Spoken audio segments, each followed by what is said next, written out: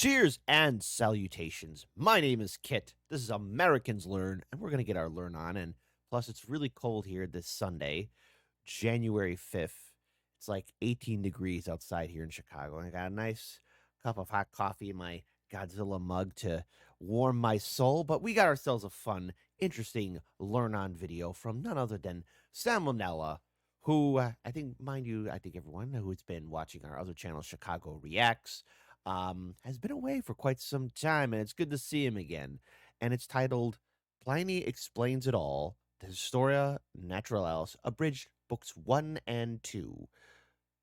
Okay, well, I think, first of all, folks, if you haven't done so already, please support the original content creator. It's the right thing to do. It's the one thing to do, and I expect all you hip cool cats to do that even in 2025. So without further ado, since I'm in charge of the ones and twos, let's get ready to enjoy this on this bleak, cold, dark Chicago Sunday morning in a 3, a 2, and an Uno. I really like how the screen's up there now.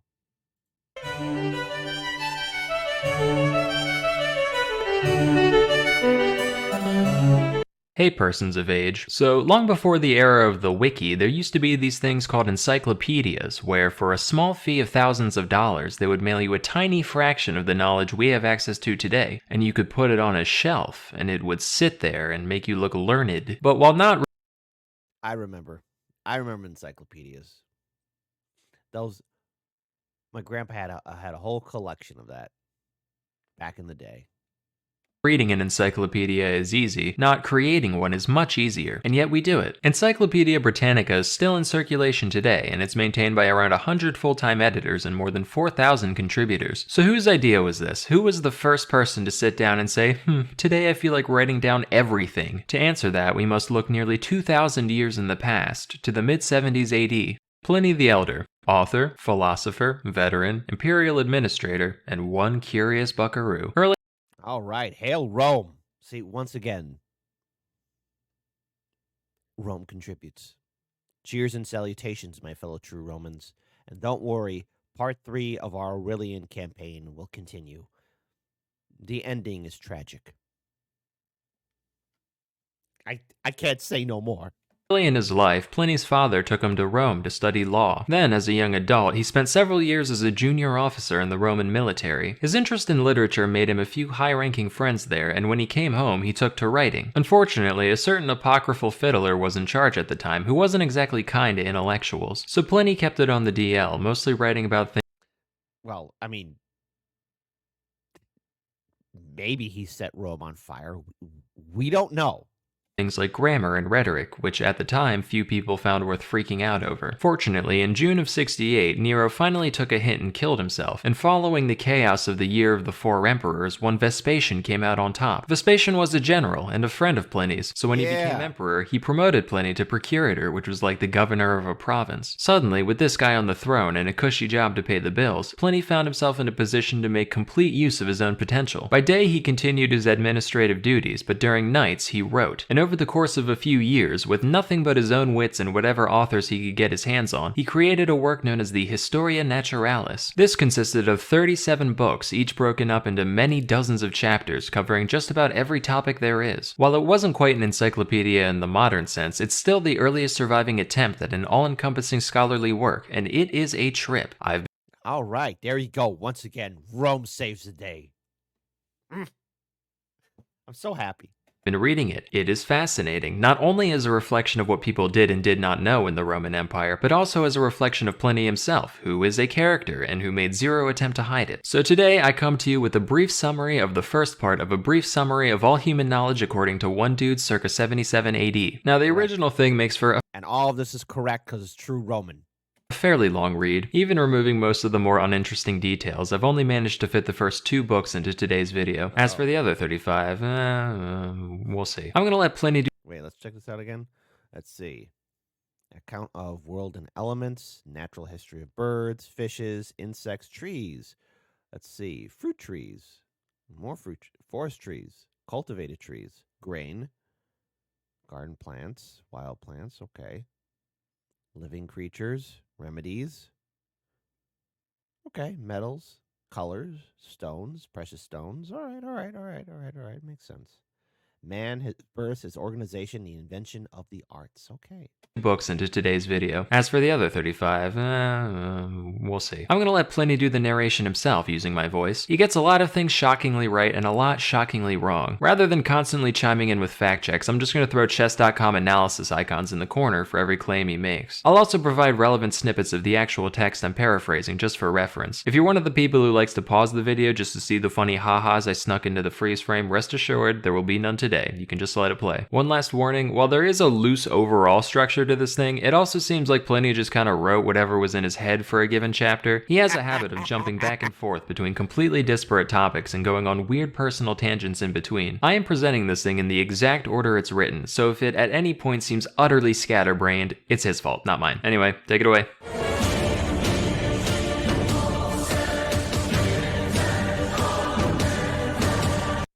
Yo.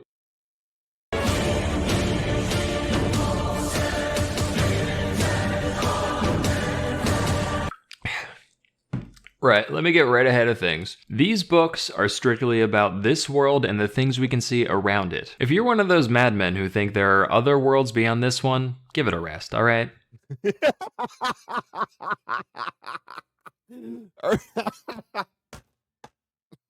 Pliny was like, yeah, humanity first. Earth is the only planet you need to give a damn about. That's psychotic. You can't know these things, and you can't grasp infinity. Stop trying, you'll hurt yourself. So the heavens are a perfect sphere, and they spin around us perfectly. It takes 24 hours for them to do one spin, which is actually really fast because the universe is huge. In fact, massive objects all whooshing around us this fast should be incredibly loud at all times. Why isn't this the case? The whole shebang is composed of four... Okay, simple enough. He's like, yeah, it's moving fast. Why can't we hear it? I don't know. I don't know. Four elements, right, which sort themselves by weight. Earth is heaviest, so it falls to the middle of everything, into a sphere, and it stays still. It's the only still thing. On top of that is water, then air, and fire's the lightest, which is why the sun and stars are made of it. The sun kicks ass, easily the best of the 7 things up there. Okay. Let's see, the sun is carried along. The chief regulator and god of nature. He also lends his light to the other stars. He is most illustrious and excellent, beholding all things and hearing all things. So Sol Invictus, the champion god of Aurelian. By the way, how dare you assume the sun is a he? How dare you? There. Basically a god. Not literally. Don't try to answer questions about God's nature, by the way. You'll just confuse yourself. There's at most one God, and he's everything, and he doesn't do weird human shit like getting jealous or banging other gods. I swear, people just... and he doesn't do weird human shit like getting jealous or banging... Looks like he's having some fun. They're both having some fun. Other gods. I swear, people just make up new gods every time they want something specific. Let me tell you, there was a temple on Palatine Hill dedicated, through my tax dollars by the way, to fever, like the illness. You understand that's bad shit, right? Things like that are why we've got more gods than people at this point. Folks in other countries worship animals and obscene things like stinking meats. There are gods of theft and other crimes. It's all folly. You want to be godly? Just help others. That's the way of the old Roman nobles, and that's the way of the noblest noble of all, Emperor Vespasian Augustus, who may or may not be my best buddy. But anyway, if there is a god, he doesn't care about what you do. People put crazy... Yeah, God. So this is the first guy who said, yeah, God's dead, or he's dead. God doesn't like you.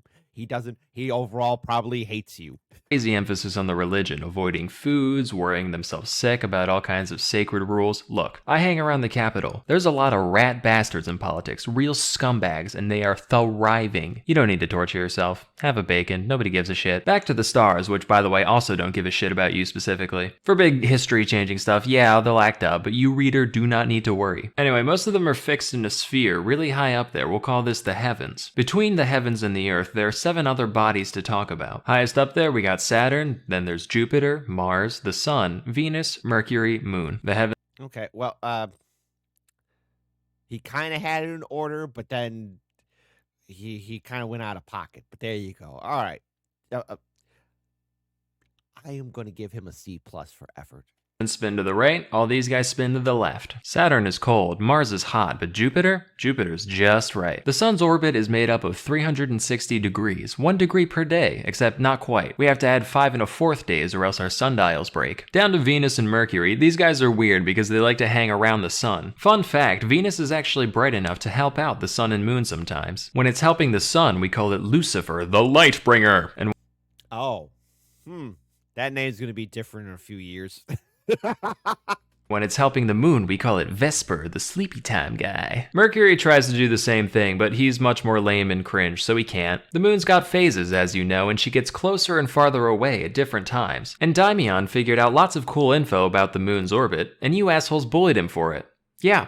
This man unraveled the secrets of the universe, and in return, everyone goes, ho ho ho, he's in love with the moon. That's because humans Hey, poor Eddie, man. Americans Learns loves you. are sick in the head. They'd rather read stories about bloodshed and massacres like that matters more than the fabric of reality. Get a clue. Anyway, the moon has phases because of the way it borrows light from the sun, which might be what these other guys do too, we don't know yet. All those spots on it are actually puddles because it likes to draw up moisture from the earth, which is where we get the tides. And every now and then it casts its shadow on earth. We call these eclipses, and they are freaking wicked. Eclipses can happen the other way around too, and the way these happen prove that the moon is bigger than the earth and the sun's way bigger than both of them. Oh, and just so we're clear. Well, okay, yes, the sun is bigger than the earth, correct, but the moon part, no.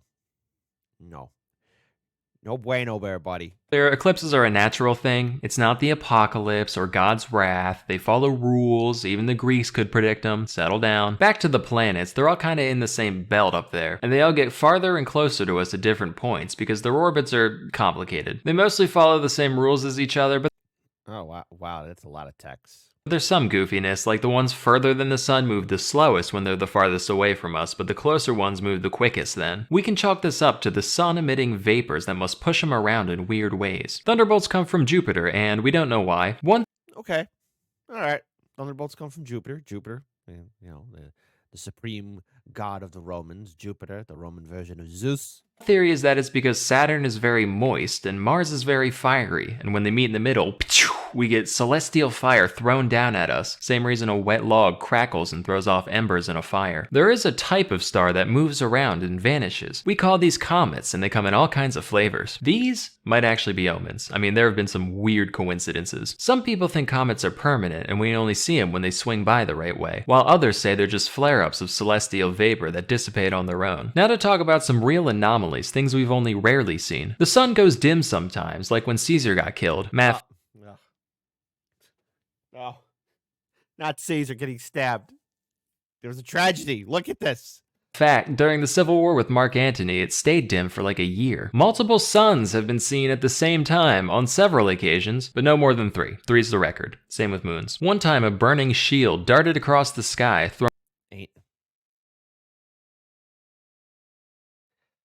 If you've been watching Americans Learn, you know I despise the TV show Ancient Aliens. Did Ancient Aliens build the Stonehenge heads on Easter Island?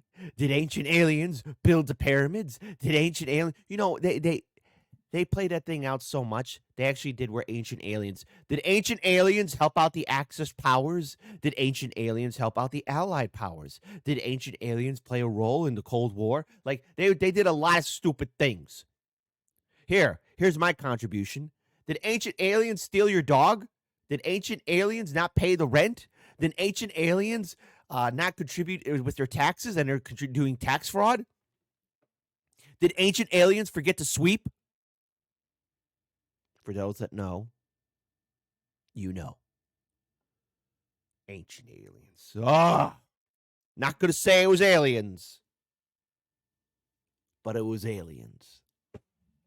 throwing sparks as it went. Another time, someone saw a shooting star fly towards us until it was as big as the moon, and then it turned around and went back to being a normal comet. Side note, even the translator was like, I don't know what the fuck he's talking about. Finally, there are the stars Castor and Pollux. If you see both of them, it's good luck, but be advised, if one's alone, he turns into a little bastard. He can and will come down and set your boat on fire. That's the celestial sphere taken care of. Now let's move down a peg to the air. The air ends way before the moon, and it mixes with water vapor to create the weather. The sun dries up water on the earth, it goes up and turns into clouds, and then it's pushed back down again by the star forces that keep stuff on earth. We get rain and hail and such, and it keeps going round and round like some kind of water cycle. The seasons go around once I like that he's kind of right, but he's also a little bit off.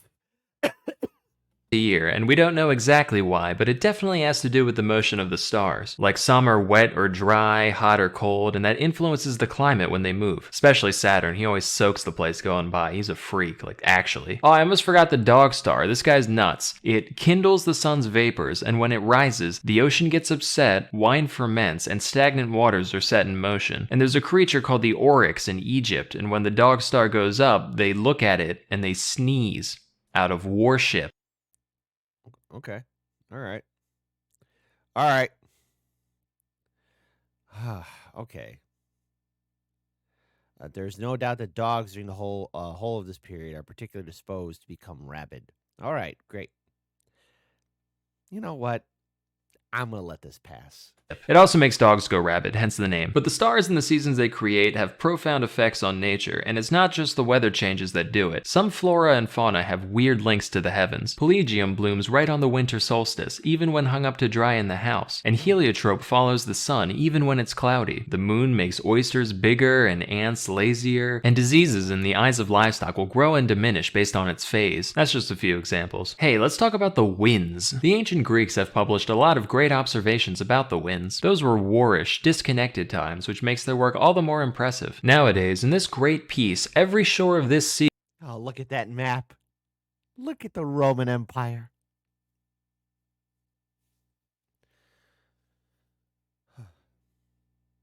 Never again. Never again. And before anyone says, well, gee, modern Europe and North Africa and everywhere else is nice. No. No. At one point, it was united. It was part of a dream called Rome. Welcomes Romans. And what are we doing? When's the last time we sent anybody out to investigate this world with inquiry in their heart? Plenty of expeditions, sure, but that's just because you got some shit to sell. Rather than pursue science that could benefit all of mankind, you're hawking olives in Byzantium just to watch your abacus go up. Greed. But anyway, how many... Byzantium, Something tells me that city's going to be important many years down the road. How many winds are there? The ancients recognized 4, but that's clearly not enough. The next generation overcorrected, brought it up to 12, and shit got messy and elegant. So today, us modern folk take the middle of the road with a nice even 8 total. 2 for each quarter of the The 8-pointed star of chaos. I mean, what? heavens, and they've got a bunch of fun names. And yeah, if we wanted to add in the old reject winds, we could. And there's even a couple extra secret winds only recognized by a select few. Plus, there's certain winds that only blow in certain regions of the world, but you know, broad strokes, it'll do you fine. These winds each blow at their various allotted times of the year, and the winter ones make for particularly rough seas. In former times, pirates were compelled, by the fear of death, to rush into death and to brave the winter ocean. Now we are driven to it by avarice. Direction isn't the only difference between the winds though. They can all be characterized by their temperature, their moisture, and the kind of weather they tend to bring. Volturnus is dry, Septentrio brings snow and hail, Auster is sultry, Aquilo is the most healthy. Real motley crew, those winds. But while those guys are generally pretty calm, we must also consider the sudden, violent gusts we call storms. Storms are self-contained events that come in a few flavors themselves, like Eknephius, which brings thunder and lightning. From Jupiter, there you go, Typhon. Or Typhon, which doesn't. Certain storms also give rise to whirlwinds, which are these giant, loud pillars of wind and moisture that destroy everything in their path. They are so dense that they can actually support themselves on the ground, and if they happen over the sea, they suck up the water as they go. Thunderstorms produce lightning, and lightning is crazy. It has this unique property where it can damage things on the inside while leaving the outside unharmed. It can empty casks of their wine without breaking the vessel itself. Let's see. Oh, yeah. There you go. They drank all the wine. And it can melt gold and silver without burning the bag they're in. One time, a noblewoman named Marcia was struck by lightning while pregnant, and while the baby got fried, she herself survived without injury. Many people believe that when lightning strikes a man, it can be used to predict his future with Ew. Ew. By the way, I almost got struck by lightning a long time ago. But that's a story for another day. A story for another day. No one's going to believe it. terms and conditions, of course. Some historians also state that man is capable of invoking lightning. The author El Piso said that the ancient king Numa did it all the time. Then his successor, Tullus Hostilius, tried to imitate him, but he didn't do the ceremonies right, so he just got electrocuted. Okay, that's not funny, but it kind of is. Is any of this true? Maybe. At the very least, I buy the fortune-telling thing. Now, we all know that we see lightning before we hear thunder. That's nothing special. It's just because light has a greater velocity than sound. It's the same event. Thunder's just the sound that light. Okay, no. He's what he's getting at is like we see the light first, then the sound. Lightning makes. Fun fact, man is the only animal that isn't always killed by lightning. Any other creature, instant death every time, but we're special. Lightning can strike just about anything, except for laurels, seals, and eagles. They're all safe. It also never descends more than 5 feet into the ground, so if you're someone who's scared of lightning, your best bets are deep caves or a tent made out of seal skin. No, that doesn't work. Besides all this normal weather, we do have records of some real weird stuff falling from the sky. It has rained milk and blood on many occasions. One time it rained flesh, and the fallen meat that wasn't eaten by birds just didn't rot. You know, your casual immortal meat storm. One I'm gonna need to see citation for that there, buddy. time it rained wool, another time there was a shower of baked tiles. What a country, huh? Stones have been known to fall from the sky now and then. The Greeks like to brag about how the philosopher Anaxagoras correctly predicted such an event, but I find that dubious. We know a stone fell, it was like a wagon load big, but I think Anaxagoras just got lucky. I mean, the guy said it would fall out of the sun. What do you want about? The sun can't do a rock, it doesn't have rocks. Finally, rainbows are nothing special. We get them No double rainbow? all the time. They don't predict the weather or anything else, they're just something that happens. Rays of sunlight hit a hollow cloud and they get refracted. And the colors are due to a mixture of clouds, air, and fire. Let's come down from Alright. the air onto the earth. Good old Mother Earth. The other 3 elements are bastards. You never know when they're gonna turn on you. Fire burns us, water pelts us as hail and floods our villages, air rages and squalls, but Earth, she's just hanging out. And what a bounty she has for us, giving us crops, flowers, medicinal plants. In her compassion, she even gave us poison, so when life sucks, we can kill ourselves quickly. And Alright. Fair enough. what does man do? Naturally, we take advantage of her kindness. We torture her for all the iron, timber, and stone she can bear, and then we use that iron to tear out her entrails in search of gems to put on our fingers. Do you know how many hands have to be worked to the bone just to decorate one joint of another? Honestly, if hell existed, all this greedy digging would get us there. But, of course, whatever we take from her, we all pay back in blood and bones eventually. World keeps turning. Just wish y'all weren't such ingrates about it. Anyway, as we said, the Earth is a perfect sphere. I love this guy. I would drink true Roman wine with him and eat true Roman bread. Except for, mountains and valleys, but close enough. There's a question we get all the time when people first learn about this, particularly from the commoners. They'll go, right, if Earth's a ball, why don't people on the other side fall off? To that I say, why doesn't the whole thing fall down? Where would it go if it did? Up into the other sky? That doesn't make sense. No, the Earth is right where it belongs. Then they'll say, alright, fine, but why's the ocean flat then? Guess what? It's not. Here, take a glass of water, fill it to the brim, then drop a little something in there. See that slight, subtle curve? That's the ocean. You can see it when a ship goes out to sea. The bottom bit will disappear over the horizon before the mast does, and so it goes all the way around. One time some Indians Okay, fair enough. All right, the world is round. Well done. got blown off course by a storm and ended up in Germany. Side note, this was It is scarcely necessary to mark that the account here given must be incorrect. Yes, exactly, because they would have ran into some other countries too. or land masses. Not the first nor the last time the translator started his annotation with this exact 11-syllable sigh of frustration. The ocean they must have crossed had to be massive, like half the globe. Real quick, let's think about how much of the world is even inhabitable. We got one hemisphere over here, which is divided into 5 zones, right? On the top and bottom, miserable, nothing but cold and darkness. In the middle, sun's too close, burns everything, miserable. So already we only got a fifth of the place to ourselves. Then take into account all the seas and mountains and wilderness and other crap in the way, there's barely anything left. And this is what every war in history has been over, this tiny portion of what amounts to a speck in the universe. Even if you conquered the world, you'd have barely started. And how much of it can you bring with you to the grave, huh? So the Earth is in the middle of the universe, and we know this because of the equinoxes. Day and night, perfectly balanced on these 2 dates. We're right in the middle, it just makes sense. There's plenty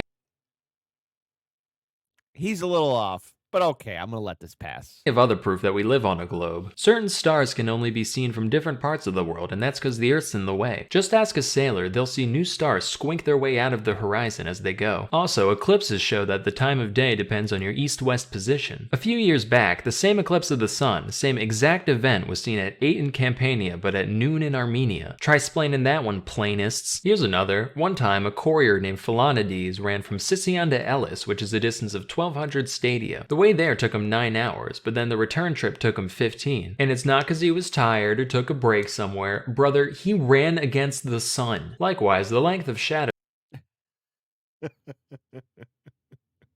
Took him 9 hours to get there and then 15 hours to get back. Why did it take you 15 hours to get back there, buddy? Huh? You better explain that.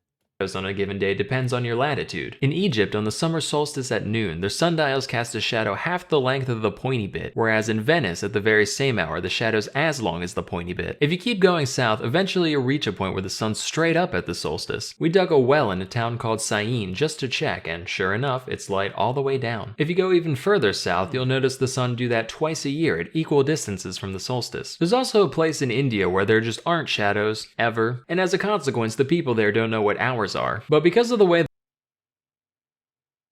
I think you're a little bit off there, buddy. the sun moves, you'll notice that the longest day of the year is longer the further north you go. In Alexandria on the summer solstice, they get 14 hours of daylight. In Italy, it's 15, and in Britain, it's 17. Following this pattern, we believe that at the very North Pole, it's 24, meaning they get 6 months of daylight at a time, with 6 months of night on the other side. The difference in climate based on latitude is clearly reflected in the nations that live there. For one, the Okay, I got to say again, all of this, some of it's there, but thanks to modern technology, clearly Pliny is way off on all of his subjects, but it does say a lot how the ancients, the people of antiquity, viewed the world, especially those of the most learned, influential social groups, and to the best of his ability, he did what he could, as a true Roman should. Ethiopians. Let's talk about Oh, all right, he was going to say something. All right, never mind. earthquakes. The Babylonians used to blame these on the movements of the stars. One guy is even said to have predicted an earthquake through astrological means. Is that true? I'll let you be the judge. I, for one, believe that earthquakes are caused by the winds. No. Tectonic plates. Think about it. Before an earthquake, it's always very calm. The seas are tranquil. There's not a single bird in the sky. Why? No wind. They can't fly. Where'd the wind go? Underground. It gets stuck down there and it builds up until finally hell literally breaks loose. It starts off with a horrible noise like cows mooing or people fighting in the distance. Then everything shakes, hard. Whole city walls get knocked down and sometimes the earth opens up and swallows them entirely. The shaking's even noticed by people on ships who get hit by waves without any wind. Earthquakes also make well water turn cloudy and smelly. So the obvious question is, what the hell can we do about it? Well, places with a lot of natural caverns or man-made sewers tend to get fewer earthquakes. That's because the underground air has an easy way to escape. Buildings that are arched or that lean against each other also tend to fare better in the event of an earthquake. Barring all else, at least things are Yes, the first earthquake-proof buildings. usually over with quickly. Although some earthquakes have been known to last days, months, even 1 or 2 years straight. No. As for related anomalies, about a century and a half ago, 2 mountains slammed together and collapsed, and fire and smoke came from the ground where they stood. More recently, under Nero, there was a knight named Vectius Marcellus, who woke up to find that his fields and olive grounds swapped places with each other. No mayhem or destruction, just, oh, this is over here now.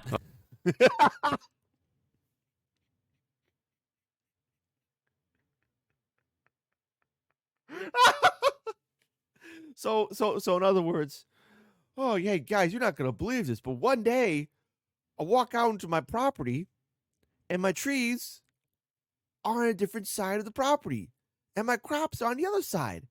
When it was supposed to be vice versa. It's like they got up and walked on their own. Whoa, dude, that's pretty crazy. Come on, man. Come on. Come on. You serious? Okay, but just as Earth swallows up land in one place, she spits it back out elsewhere. As such, islands sometimes rise up spontaneously out of open sea. We have tons of records of these events across the Mediterranean. They're often accompanied by a giant fiery explosion and Like a volcanic eruption. Okay. loads of dead fish floating everywhere. It's said that one time some people ate these fish and then they too immediately died. But enough of tragedy. Yeah, I dead fish. Probably those fish were exposed to some dangerous gases, or either those could be deep sea fish that might not be too healthy to eat for people, or they weren't cooked properly. Let's turn back to the wonders of the Earth, such as there are many caverns filled with gas that instantly kills things. Some kill only birds, others kill everything but people, and still more kill everything and people. In a few caves, those who breathe the gas instead become intoxicated and start predicting the future, as is the case with the famous No. What they were doing, they're getting high. Really, really high. Oracle at Delphi. We can ascribe these effects to the divine power of nature. I mean, what else could it be? How the hell do you explain that rationally? But while most islands they went on a trip. are attached to the earth at the bottom, there are a few that float. The Calamine Islands are not only moved by the wind, but the people on them can actually push them around with long poles to go wherever they want. There's another group of floating islands known as the Dancers, so called because they move to the beat of drums played on their surface. I've got a few more miscellaneous wonders here, let me just rattle them off. In Harpassa, there's a giant rock that can be moved by one finger, but not by the force of the whole body. In Paracini, there's a type of dirt that heals all wounds. In Troas, there's a stone that makes dead bodies dissolve. Near the Indus River, there's two mountains, one of which attracts iron and the other repels it. So if you had iron nails in your shoes, you couldn't step on the one or off the other. In Argyropa, all right.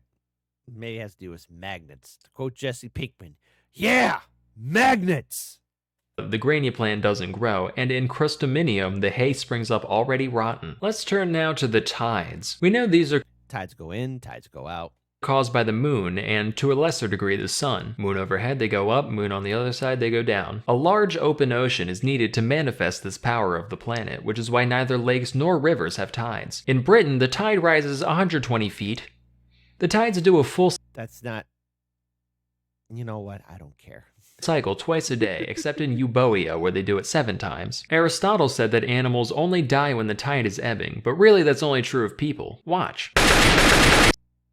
Fair enough. Seawater is salty, and that's because the sun evaporates all the mild, sweet water while leaving all the gross crap that ends up in the ocean behind. A number of estimates have been made for the depth of the ocean, ranging from 15 stadia to who the hell knows. Seawater is also heavier than fresh water, which is why things float better on it. As with everything in nature, okay, he's kind of on point there, just a little bit. Bodies of water have no shortage of weird stuff they get down to. Some rivers actually run underground before bursting out again elsewhere. We know they're the same river because if you chuck stuff in one, it comes out the other side. There's a lake in Judea where nothing sinks at all. In Dodona, there's a spring called the Fountain of Jupiter. The Dead Sea. And though the water there is cold as ice, it'll relight extinguished torches held. Okay, citation needed for that. Water sets things on fire? Maybe. Near its surface. The river Melas turns sheep black when they drink from it, while the Cephasus makes them turn white. The Peneus turns them black again, and then the Xanthus makes them red. The river Astaces makes the horses there produce black milk, which the people use for food. There's a spring in the island of Andros that tastes like wine. The river Lyncestis tastes sour but gets you drunk like wine. And okay, please, folks, don't do it. Don't do any of this. In Arcadia, there's a river called the Styx that kills you instantly. In Labrosis, there are 3 springs, all of which also kill you instantly, but in a much less painful fashion than the Styx. That's enough of those. From here we turn at last to the 4th element, fire. In Samosata, along the Euphrates, there's a big pool of this flammable mud they call maltha. It sticks to everything it touches, and if you set it on fire, even water won't extinguish it. Romans invaded these lands long ago, and the people there poured the stuff on our soldiers, cooked them in their armor like a crab. There are certain places Avenge, yo, a true Roman soldier dead. In the world where fire's always burning. The summits of many mountains are home to such flames, as are the occasional crater and field. And of course, the sun and stars are no exception. What a weird thing these are, like fire needs fuel to spread and sustain itself. I mean, like a volcano. Yes, you're talking about a volcano. You're talking about a volcano. So what is it that can feed these flames without destroying itself in the process? There's a thinker for ye. But besides these guys, where else does fire come from? You got fires lit by men, for one. Certain stones have fire in them innately. There's the fire you get from rubbing sticks together, and there's the fire in clouds that causes lightning. You can also use concave mirrors to focus sunlight into fire. Highly potent, do be careful. Sudden fires also Yes, like Archimedes was his laser beam.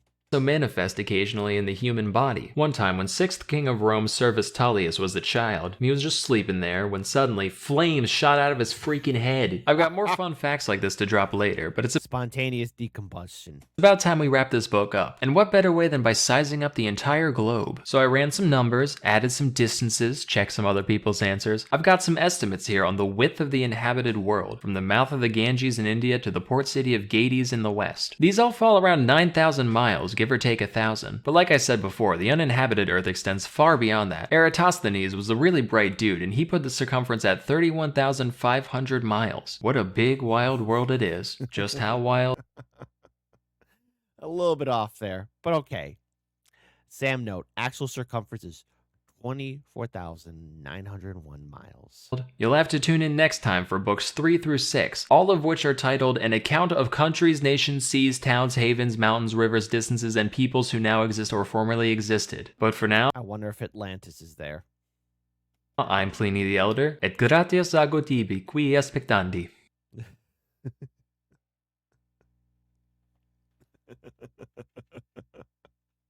All right. Hey, the true Romans.